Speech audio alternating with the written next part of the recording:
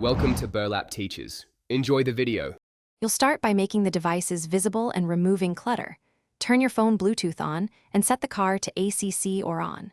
Once done, clear any previous pairings on both the phone and the car so the system doesn't try to reconnect to an old MAC address. You do this now because stale profiles are the most common cause of failures. Keep your phone unlocked and watch for the PIN or confirmation dialog. Confirm when prompted so the handshake can begin. You'll now perform the detailed pairing flow. Pick Add Device in the car menu and tap your phone name when it appears. Then verify the numeric PINs match and accept any permission requests. This grants contact sync and call audio, which many systems block by default. If the car offers device priority or auto-connect, enable it so you don't repeat this process.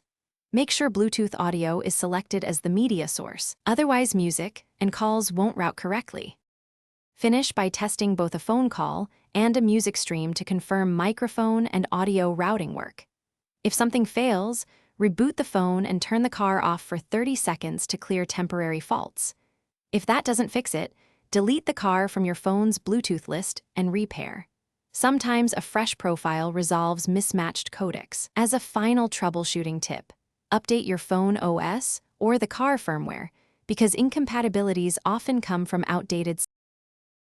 Thanks for watching. Consider subscribing if this video helped you.